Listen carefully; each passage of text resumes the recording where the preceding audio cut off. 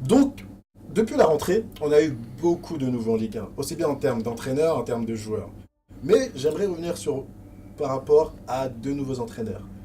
À l'OGC Nice, M. Patrick Vieira, et à l'AS Monaco, M. Thierry Henry. Quelle est votre impression sur le nouveau, sur le nouveau visage des entraîneurs de Ligue 1, ces anciens champions du monde? Est-ce que ça vous fait plaisir ou ça va rien apporter à Ligue 1? Dis-moi, Momo. Non, moi, ça fait quand même plaisir de voir un petit peu parce que le milieu, le monde des coachs, c'est un milieu assez fermé. Ouais. On voit que ce sont toujours les mêmes et depuis quelques années, la Ligue 1 un petit peu souffre. À l'étranger, Voilà, aux étrangers, aux jeunes. voilà des techniciens. À la couleur. Aussi à la Ça couleur. fait plaisir de voir de la couleur. Voilà. Mais après, après, Patrick Vieira ou Thierry Henry, ça reste quand même des grands noms, des joueurs qui ont un passé glorieux. Thierry Henry, c'est à Monaco que tout a commencé. exactement. Donc il a un attachement.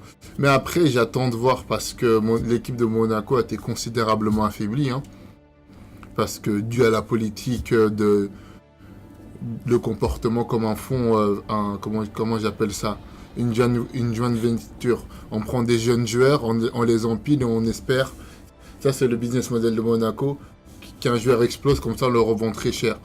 Donc, du coup, petit à petit, l'équipe s'est affaiblie. Et est-ce que Thierry Henry va pouvoir, comment il va faire avec le business model du club? Parce qu'il va être dans la durée quand même. Exact. Et si c'est pour vendre tous ses meilleurs joueurs chaque saison, ça va être compliqué. Djibril, dis-moi, j'espère vraiment que tu penses comme moi que Patrick Vieira ou Thierry Henry ne vont pas avoir le tragique destin de Claude Makelele en Ligue 1. Bah, j'espère, c'est tout ce que j'espère pour eux. Après, ça vient juste de commencer. Hein.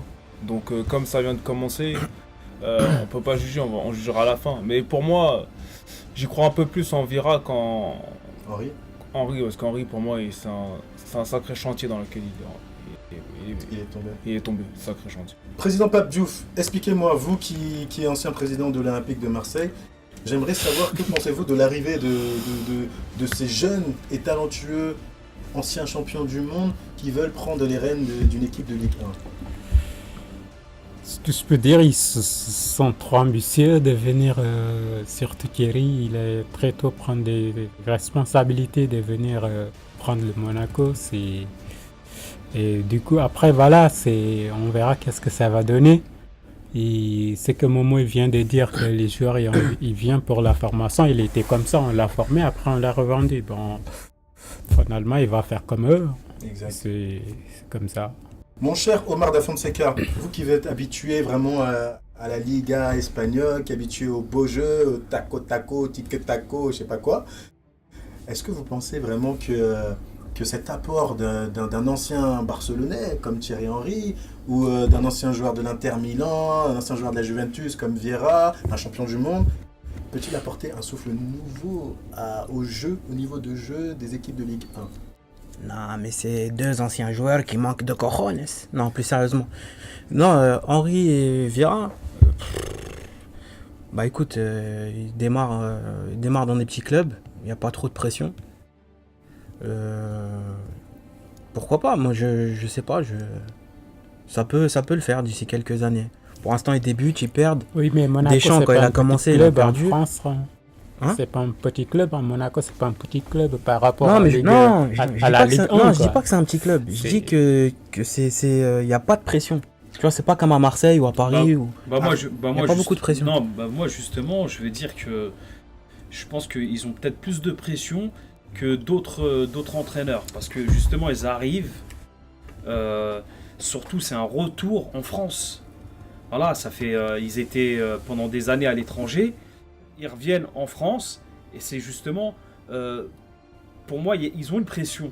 Ils ont une grosse pression parce que justement, en plus, il y a l'exemple Makelele qu'il a très bien cité. Justement, ils veulent pas faire déjà le même parcours parce que Makelele, ça a été très violent, quoi.